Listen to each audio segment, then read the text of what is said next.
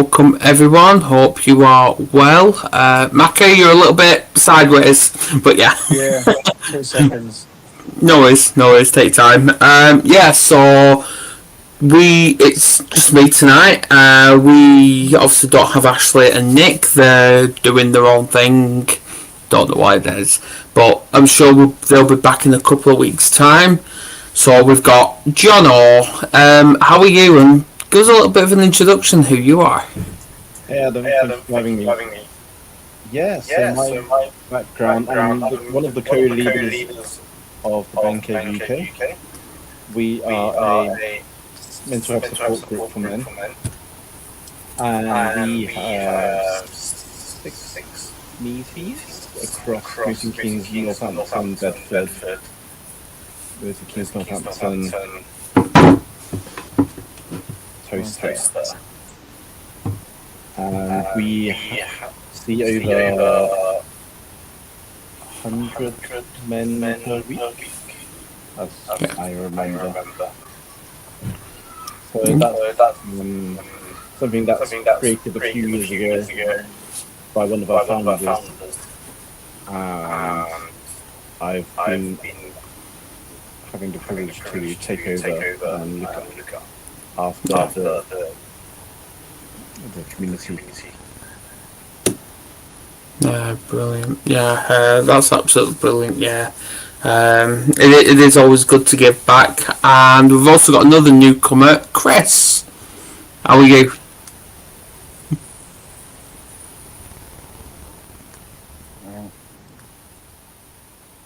A little bit of tech issues, maybe. I don't know. We'll come back to Kris. Yeah, How are you, Macca? Yeah, I'm just trying to make my screen the same as all you three, but I just can't seem to do It's it. It's okay. It's okay. It's alright. No, you're right like that. That's not the problem. It's just on the phone. I think because I used to be like that, where it's sideways, but then it makes me sideways. So something to do with I don't know. I don't know. But yeah, so tonight we're going to be discussing, and bear in mind, please everyone share this and subscribe if you haven't already. We're discussing about isolation through bereavement, so it is a bit of a trigger stream, and yeah, just.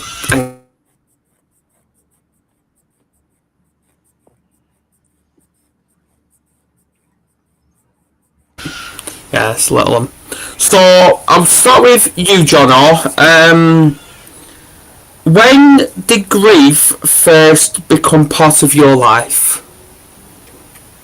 Well, my first experience with grief was over 10 years ago now. My first grief was from my friends that took their own life through suicide. That was when I was working in corporate, facing the corporate ladder. Similar time to when I was going through my own dark times. It's echoing a little bit. Where I was working such a high, I suppose, career ladder, chasing the success, the material stuff, the titles, and then becoming burnt out. Similar to that time was when one of my friends took their own lives. I didn't really realize the impact of it, because when I was burnt out, I was physically, mentally in bed. I wasn't able to function properly. And that was unfortunately the same time as when my friend took their own life, and I experienced what it was like to suffer being at the funeral. But also it was just because I had my mind like, what am I doing all this for? You know, working so hard, earning all the salary, all the money, but not having the life to actually live it. And it caught up to me, and it was a reminder going to the funeral that how much suffering it could cause if I ended it myself. And it was one that I never spoke to anyone, and it was something that I suppose worked through for a number of years. And the recent one that hit me even harder was the passing of my dad, which was about 5 years ago now. And for about a year, I just battled alone silently. I didn't see any of my friends. I wasn't spending time with family. I wasn't connecting with anyone. And like you said, working through isolation. So I was just working. Everything 9 to 5 was just work and a bit of training and things like that. But I didn't spend any time for myself. And I thought I had endured or learned a lot about grief from my previous history with my friend's suicide, but obviously I didn't learn my lesson. And I think trying to battle things alone, it caught up to me that I was overtraining as well, and I injured my back. And that threw off one of my tools. Going to the gym was one of my ways to deal with stress, pressure, grief, bereavement.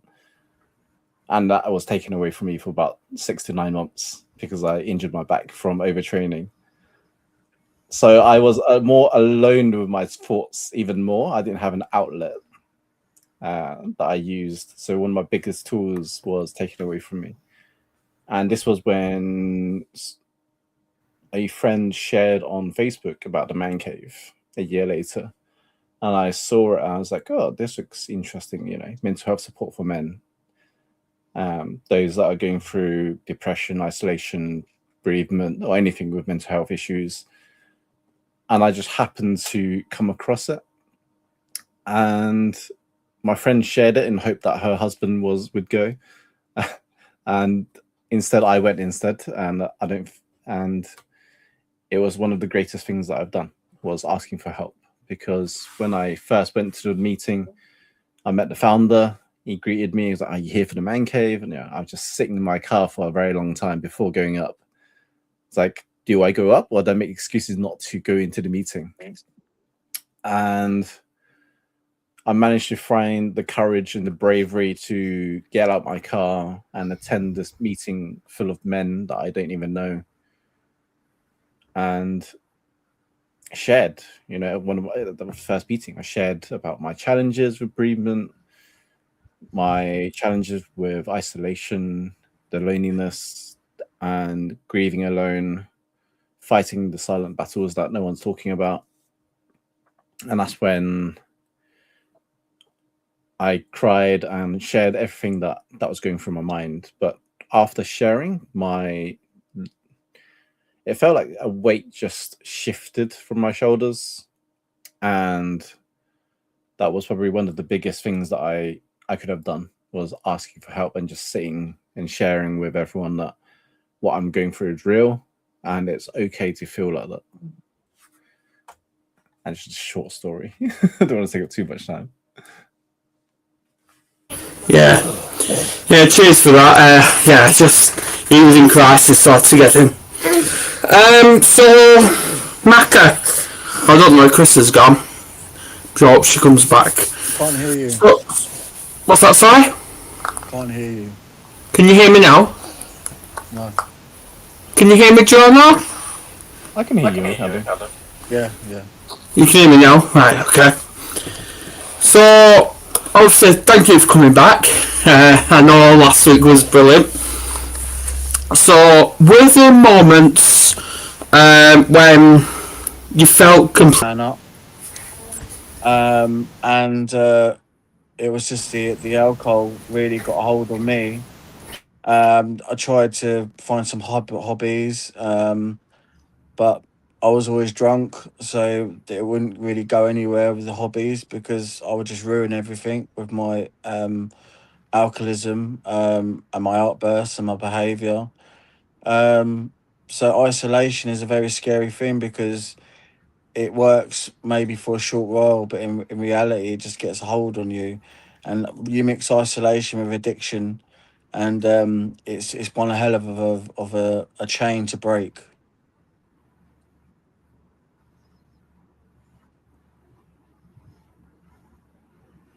I can't hear you.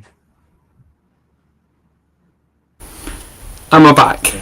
Yeah. I'm back. Brilliant. Welcome back, Kris. I know you're having bad tech issues tonight, aren't you? Yeah, just a little. It's probably something in the air. Thank you. But so this is obviously I've made it very clear to everyone. This is a trigger stream. So who did you lose, Kris, and how did that loss affect you? And that's if you want to answer that. I can ask you another one. I don't think he can hear you.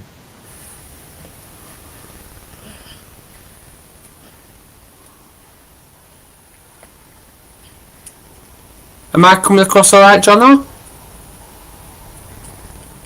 Yeah. I can hear you. Yeah. Yeah. Can you hear me, Kris? Chris's internet is Yeah. Okay, I'm just. I don't know. Maybe staying in comments, I don't know. Maybe. And then I'll drop her a message. Can you guys hear me? I can hear you, yeah. But you're really freezing. Like you're frozen.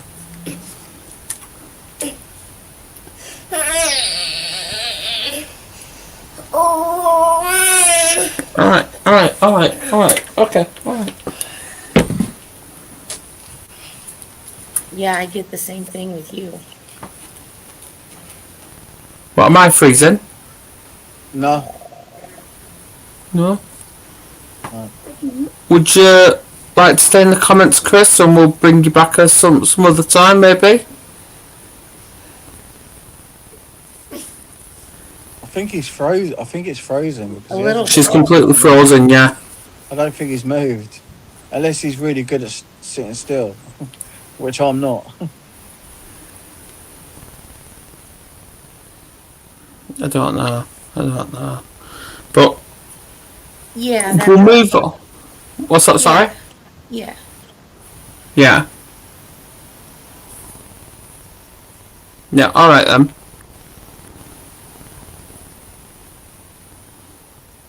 Yeah, it is a shame. It is a shame because I know she's got a good story. It is a shame. I'll just put her there. Yeah. So, yeah, it is a shame about Kris. It really is. But obviously, as they say, show goes on. And I know we'll bring her back at some point. Right, what's this? We can hear, or could hear you, Kris, but we couldn't, like, see you or anything like that. So getting get your words out of them. Getting deeper into the conversation. What emotion surprised you the most, Jono? Ooh, which emotion surprised me the most? That's a good one. That is a good one.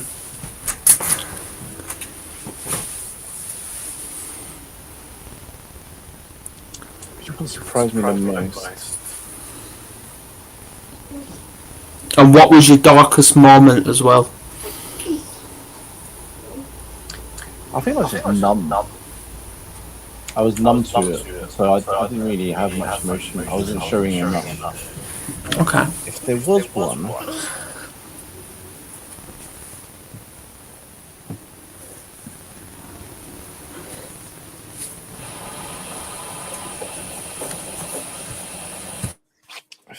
one, I think it'd be. Can't hear you.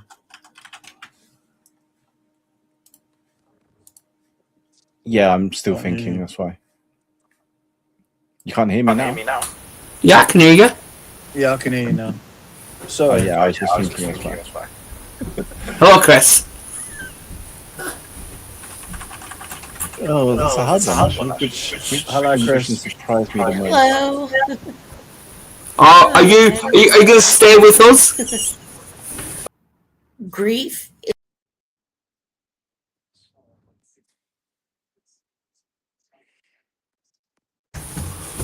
maybe.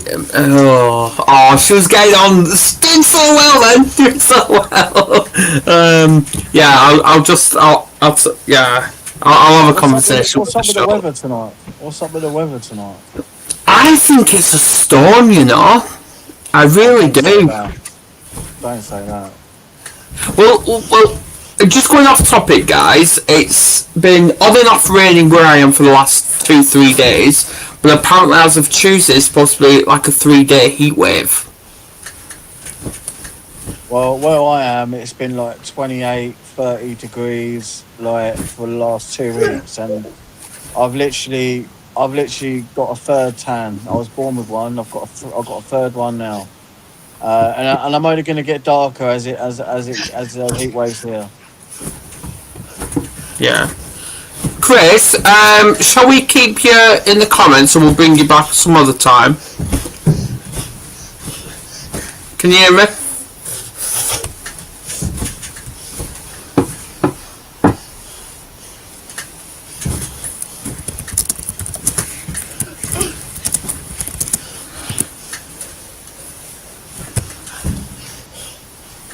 Yeah.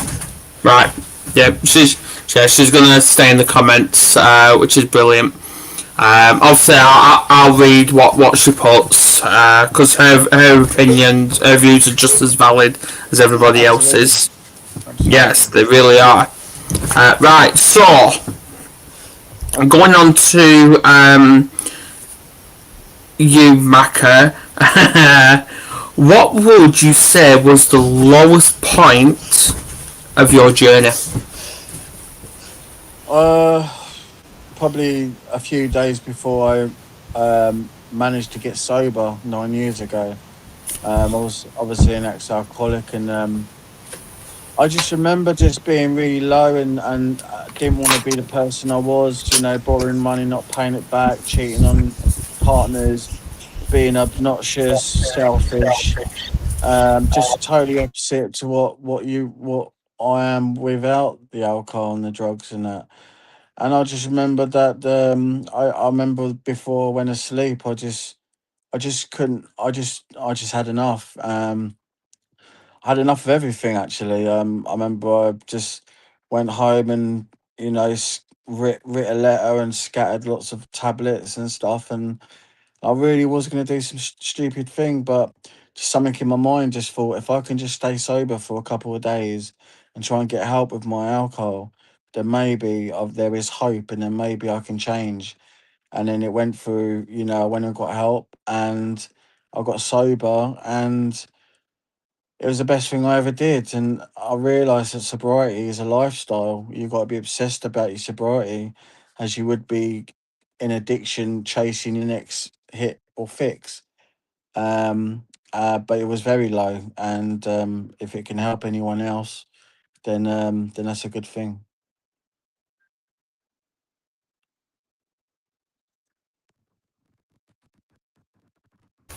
Yeah, cheers for sharing that. The reason I'm like that because I'm actually talking to Kris, who's in the room. Obviously, she's having really bad tech issues, and I've asked her a question: did she ever push everyone away? Obviously, she's saying she's trying to, so I've just asked her to a bit elaborate on that. What she actually means. So she's being a type wizard at the minute. So, yeah. So, I'm going to ask you, Jono, coming back to you, and these are very, very... Alright, okay. Kris, oh yes, I would push people away at the drop of a hat. And that's what they do, because... Correct me if I'm wrong, because you can hear me, Kris, can't you? Thumbs up if you can. Because it can be very, very exhausting, because we want to try and deal with it ourselves, the pain, and we don't want to be a burden to others, because, especially as men, we've been taught to be strong and show absolutely no vulnerability or emotions, and if we do, we get branded as weak. Yeah. So it is very hard. I remember a few years ago when I lost my uncle, and who I was close to, and when I was told that, I didn't feel any emotion whatsoever. I just kept going by day for a couple of days, and then it hit me. It really did hit me. But I know I was in denial, which I didn't believe at first. Maybe that's an emotion, I don't know. But then it hit me after a couple of days. But the guy that helped me create this show, as soon as I saw on social media that he passed away, called Philip Cham, and as soon as I seen that, and I was stood in the pub at this point, weren't drinking or anything like that, and I literally just dropped my phone, and I just burst in tears, just completely burst in tears. So yeah. So grief can kick our ass in all directions, I'm afraid. So back to you, Jono. This one's a really triggering one if you want to answer. Was there ever a moment that you didn't want to carry on? You didn't want to be here and stuff like that? That was the point where I was burnt out from corporate. Yeah, I just didn't think working in corporate was the lifestyle I wanted for the next 30, 40 years. You hear it in stories, right? Like people go, I've been at this job for the last 20, 30 years. It's like, is this the job that I want to be at for the next 20, 30 years? And like, the answer turns out no for too many times. It's like, what am I doing with my life? And so I couldn't see myself living that kind of lifestyle. And I was very down because in the Asian culture, if you're a doctor, lawyer, and accountant to fulfill the Asian prophecy, then they're kind of deemed as a loser or not successful. And our parents would not see us as worthy or approve us. So that's the kind of success tolerance in people. And yeah, I think that's something that I struggled with. Yeah. Can you hear me, Adam? Yeah. I'm just muting myself because I've got my youngest in the background. He's playing at the minute. But yeah, I've asked Kris also. Did she ever use any unhealthy coping mechanisms? Because I know we all do that through grief, isolation, and one of them, and I think Macca, you can identify with this, is we turn to drink to cope through the pain. Like when I lost my daughter to the system, even though she's never lived with me, every time I lost in court, I saw that as a grief. So through the grieving process, and I always turn to drink. Yeah. Always, every time.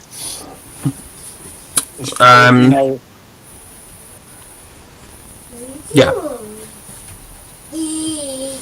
Go on, Macca. Yeah, I was just gonna say that's the thing with drink. It acts like your best friend, doesn't it? Really, it sort of like puts a arm around you and makes you feel strong around social gatherings. And it's like, whatever you're troubling with, mate, don't worry, I've got you, man. For the next few hours, yeah, you're gonna forget about that. But in reality, you're getting hooked on it, aren't you? Really, like, the handcuffs are on, and the only way to sort of like get the handcuffs off is get sober, because you're getting that kind of rhythm and that kind of addiction, and before you know it, the alcohol moves inside your home, and and you're hiding stuff in your cupboards, and it just takes over. So you're right. It does. It acts like your best friend, but then it just stabs you in your back. And it takes away everything around you that's important, including yourself. It really does, yeah. I've got a question for everybody here, including people in the comments as well. And if you can hear me, Kris, please answer as well. What still triggers your grief today? Even though we've had all this transformation, we've manipulated our mindset to better ourselves, what still triggers us? Our grief? Well, do you want to go first, John? Yeah, I mean, regret. You asked the question, the emotion that surprised me the most is regret, because I regret not spending enough time with my dad before he passed. I regret not taking as many pictures with him as I could have done when he was still around. I regret not making more memories with him and doing more things and activities with him whilst he was still active and around. And he was taken away by alcohol as well. He was taken away by a heart attack due to alcohol poisoning, because he had 3 bottles of red wine in one night. And that just took a toll on his liver and heart. And yeah, that was the trigger for, I suppose, why I've kind of gone off alcohol as well. And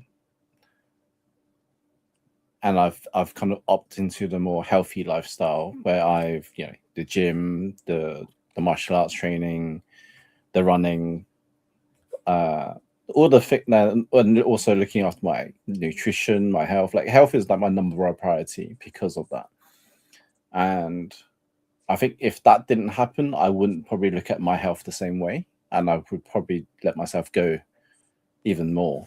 And that was, regret would be my emotion that kind of triggers me. Like, what I could have done more. I could have prevented it, but we go through this loop of what ifs, and there is never what ifs anymore. There is like, what can you do now to experience the moment that you have now? And yeah, that was the one thing.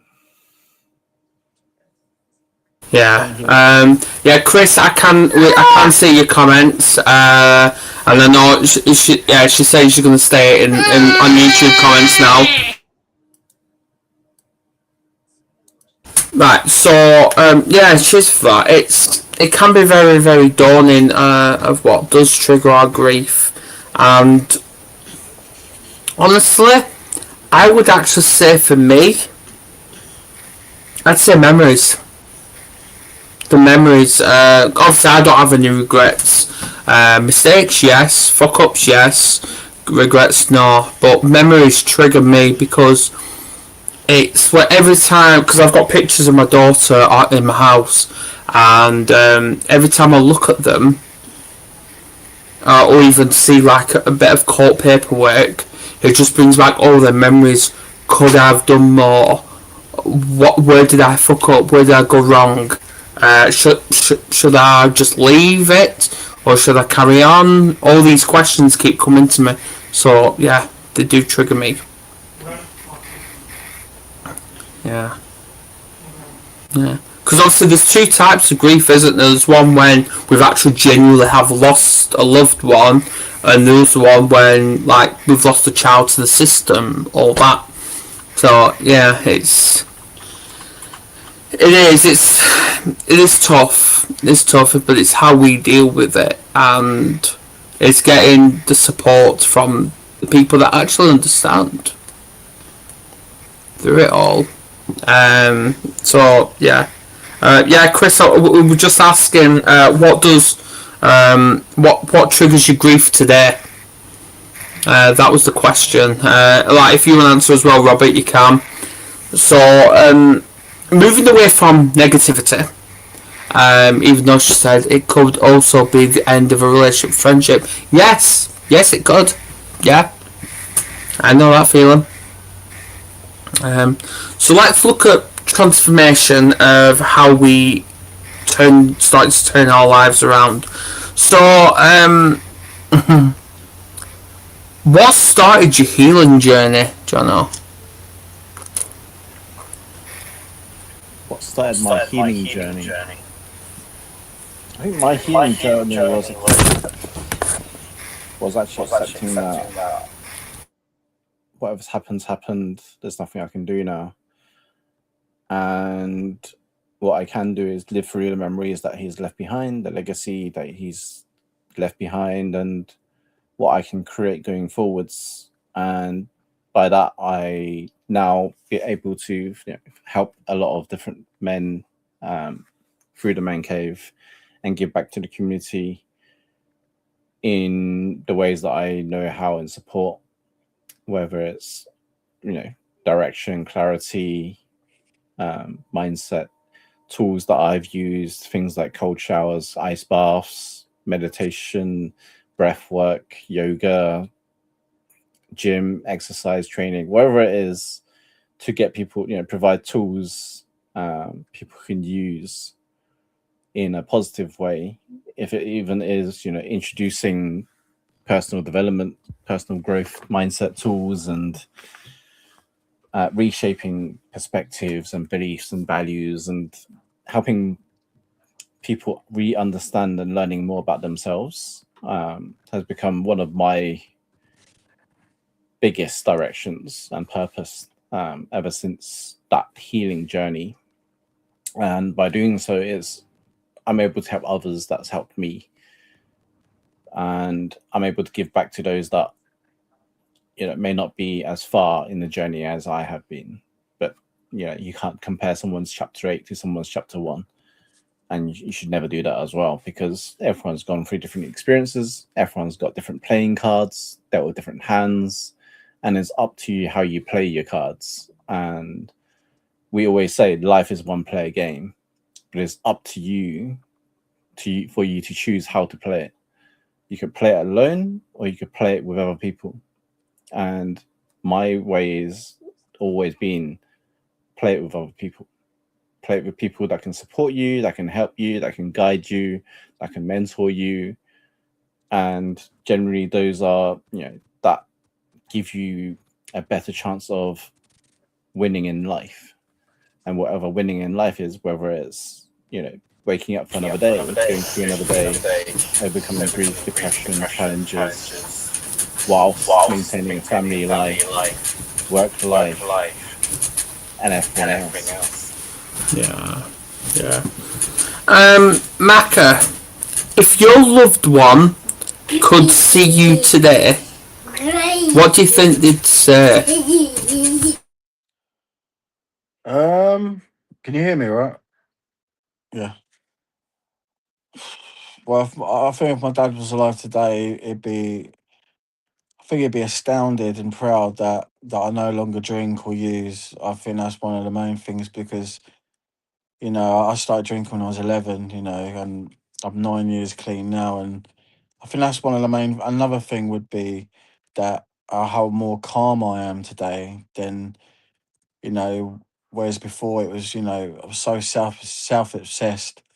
If someone had a problem, my problem's more than yours, or, it's never my fault. It's always someone else's fault. So I think he would find that my sobriety and my maturity, he'd be very proud, and that would make me proud hearing that.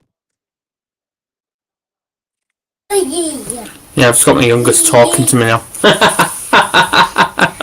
Right, time for a bit of a quick fire round. I absolutely love this topic, I really do. And people in the thing can join in as well.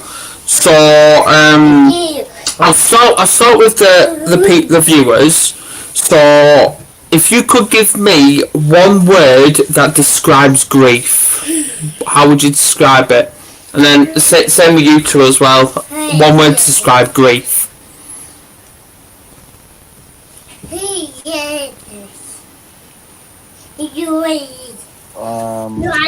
I'd say traumatic. Yeah.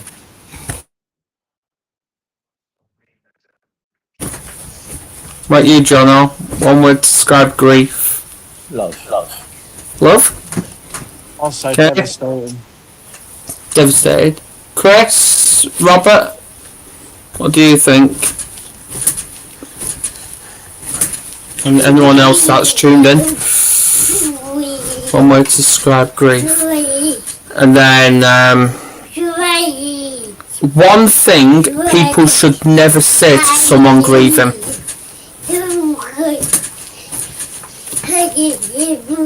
It will get better.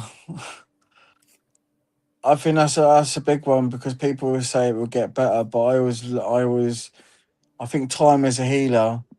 That's what most people should say, but people want to try and comfort you, so they just say things will get better. But I think that's one of the worst things they could say during that really raw time of losing a loved one. Yeah, yeah, and obviously Kris just put grief waits to meet us where we are at, and it does. You never know what's around the corner. So yeah, it can be, and I think that's where the trauma comes in and the anxiety, but sometimes paranoia as well. But I'm probably wrong. No, I think paranoia is a massive one, especially when you're going through grief. I think thinking gets you in a lot of trouble, and during that time you become very vulnerable to maybe be around the wrong kind of people. You want to feel loved and wanted, and sometimes that could be kind of dangerous, especially if that turns into the wrong kind of people with drinking and stuff. But yeah, I think it's difficult to lose anyone that you're really close to. But I do believe in time as a healer, and as long as you're sober and you trust the process, things do get better. But it doesn't happen overnight. It takes time, and what you put in, you get back out. Yeah, I agree with you. Kris has put, I get a little paranoid when I'm faced with mortality. Yeah, yeah. What about you, Jono? What do you think we shouldn't say to someone that's grieving?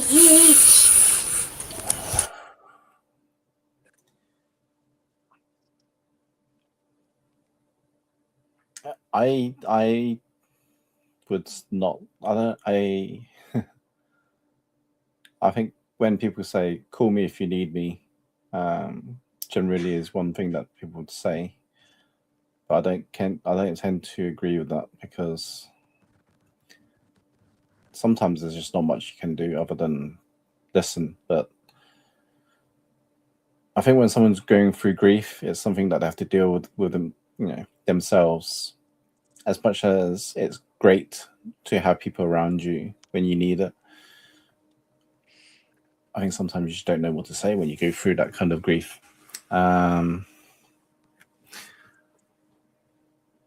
And it's one of those sucker punches that you have to go through life. Like, it's a lesson that you need to learn, but you don't know what the lesson is. So you have to try and work out, what is it teaching me? What am I learning? And how can I navigate this without self-sabotaging myself? I think that's one of the biggest challenges that we go through, is that we don't know, and we've never been taught how to deal with the emotion grief. So we go through trying all different things until we find something that sticks. And as much as I also agree time is a healer, it's also down to what you do in that time that heals you. Like how you choose to be sober, how you choose to look after your health, how you choose to honor and accept the passing and death and things that happen in your life. I think that's the kind of shift that people do or don't make.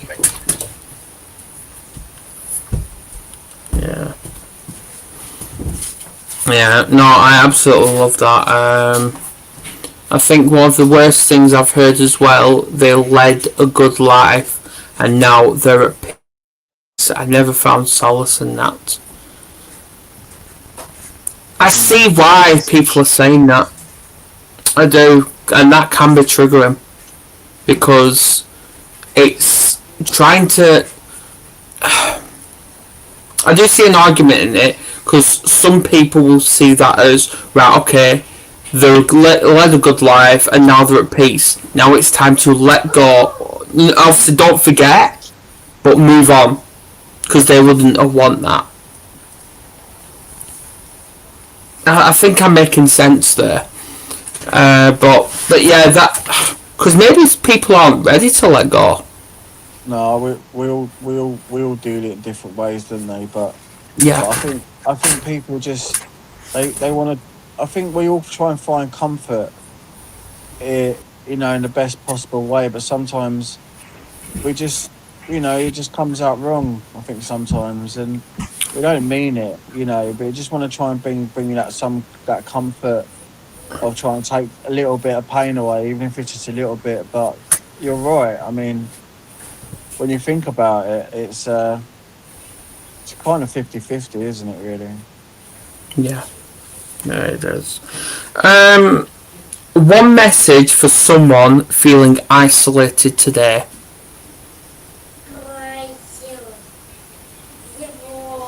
Reach out. Yeah. Reach out. Whether you're,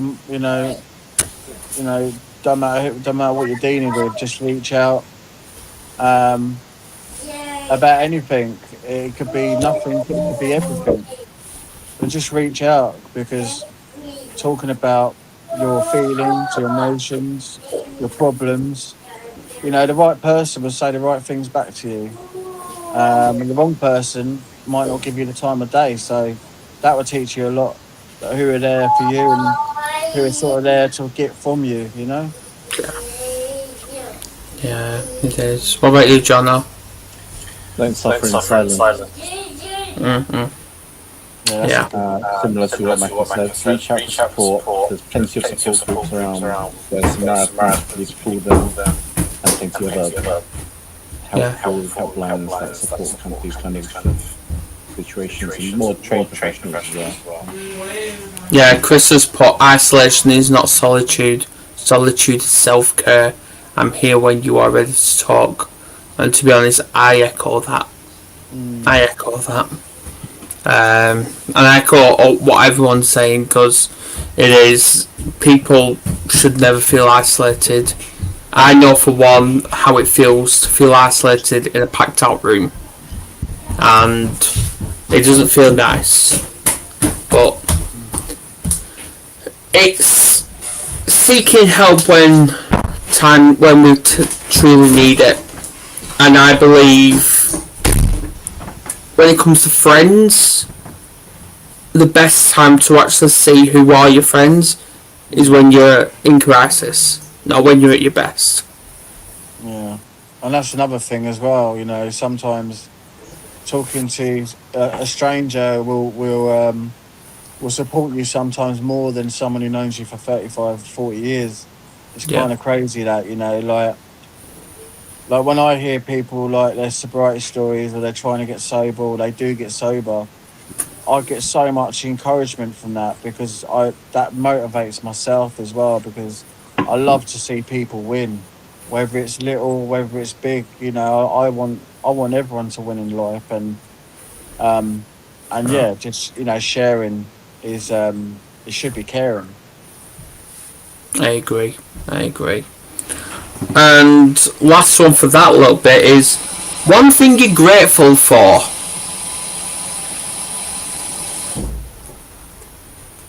Um, I'd say me breathing, well, yeah, waking up and breathing. we all like breathing, don't we? But hang on a minute. We all like breathing, but it all depends on the environment where we are breathing. Yeah. I mean, I like breathing as long as it's not hyperventilating breathing. Yeah. I mean, personally, I'll just say my wife. Yeah, I'll just say my wife, really. But I always feel like I've got a lot of time for everyone.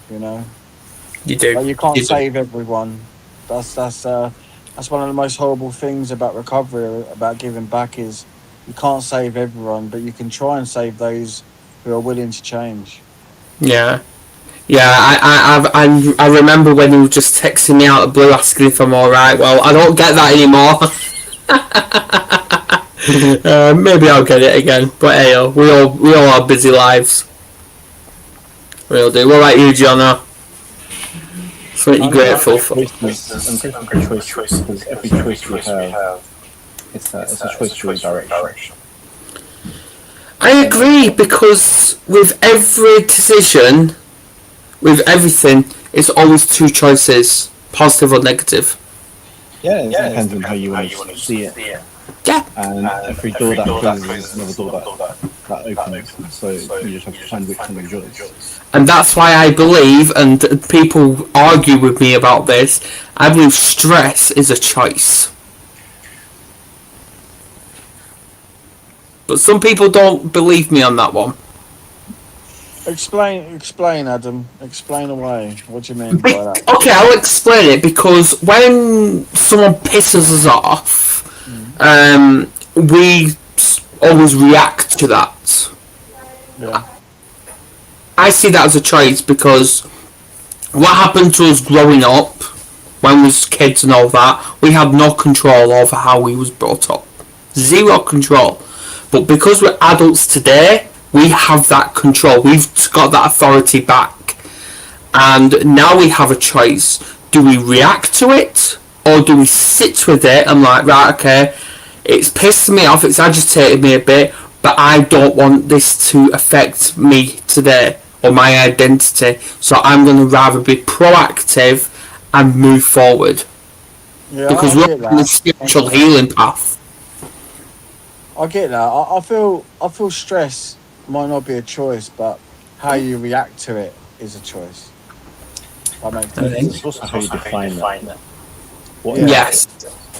is stress something that agitates you, or is stress something that challenges you?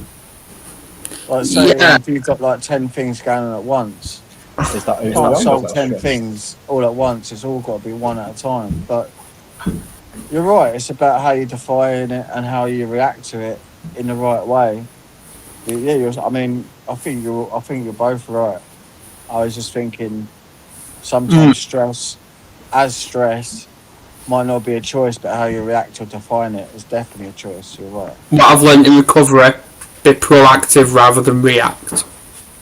Yeah. But also stress is probably what you've seen from how your parents react to it, and you think that's stress. Yes. That generational trauma. Yeah. It's things that we've been taught when we were kids, like, what is stress? It's Yeah. stress when people are smoking, so then we take up smoking to go, oh, I'm stressed, so I'll start smoking. Or people say, I'm drinking because I'm stressed. It's like, are you drinking because you're stressed, or you just drink because you like drinking? Or it helps you calm you down. And See, I'm glad you mentioned that, Jono, because when I was first drinking, I was doing it out of excitement, and I was enjoying it, because every time I came home from school, I saw my mum drinking, and I thought, okay, this is how we live. We drink after a hard day. So that's what I was doing from a very young age. But then as it grown on me and became an addiction and relying on it, it affected every part of me, my identity, my relationships, my friends, family, everything. And I realised I wasn't drinking because I enjoy it. I was drinking because I was covering up the trauma I experienced. No one enjoys. I don't think anyone drinks because they enjoy it. I do. I think there's there's always a reason to drink, isn't there? If you think about it, like, wedding, funeral, new baby, good day, bad day, crying, happy, sad, and it always seems to always lead down to drink. Yeah, I'm not sure. I mean, that's just my opinion. I was trying to That dress in doesn't at mean it's university. right. Because that was our student. Yeah. Like, you don't go to university without drinking. Yeah. So Yeah, it's a culture, isn't it? Yeah. So, final question, Jono. What final message would you like listeners to remember?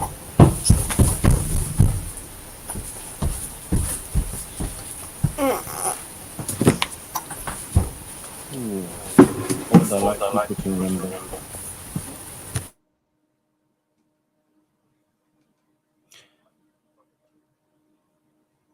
I think it's, you always have a choice on how you play the game, and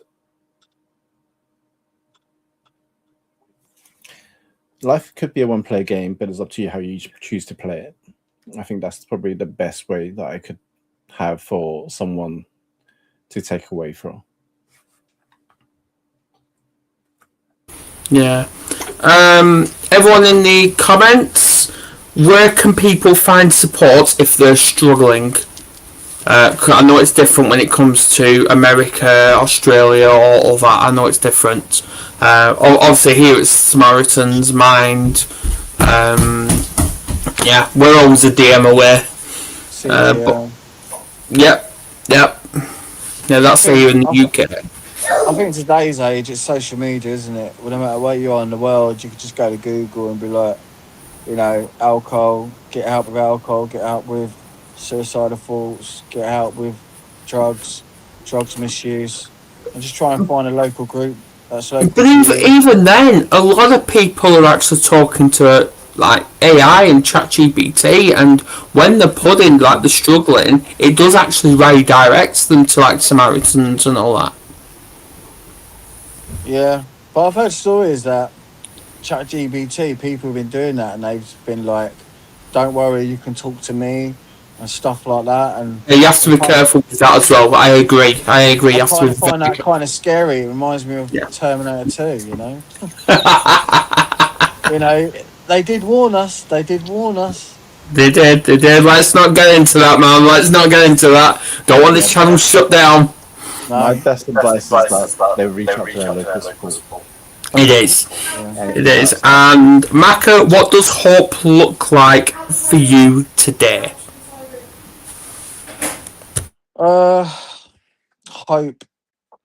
Hope for me is staying sober for today and planning for tomorrow. That is hope for me. That's worked for since I got sober. That's worked every day since, and I hope that it continues to work. And hope is a massive thing, because if you have hope, then you can go wherever you take your heart to go. Yeah, well, I absolutely love that, and that brings us to the end. So I want to thank Kris. I know you was having a lot of tech issues, but I'm sure we'll bring you on at some point for another topic. Thanks, Jono. Thanks, Macca, as always. Obviously, you're welcome back at any point. Please do subscribe to this channel. Obviously, we're close to 1,000 subscribers on YouTube. Please do follow us on Facebook, and definitely share this. Therefore, and we will see you not next week. We're going to see you in a couple of weeks' time for another episode. We have got a topic, but I need to rejig my memory what that was. Obviously, Nick and Ashley will be back. So, other than that, I'll be downloading this over the next couple of days, and it'll be on Facebook, LinkedIn, Instagram. It's going to be at TikTok. It's going to be everywhere, and make us famous. So, if anyone wants to find you both, where can they find you? Well, I'm on TikTok. I use TikTok for recovery. I'm on Facebook. That's pretty it for me, really. But nice to meet you, John. I hope everything goes all right with you. Adam, I'll speak to you soon, and whoever's listening, just reach out, and anything's possible.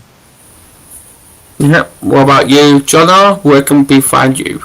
I think you'll find me from Instagram, Jono, and also part of the Man Cave UK, so you can reach out. Yeah, and Kris is on Facebook. So we will see you later, and we'll see you in a couple of weeks' time. See you later, guys.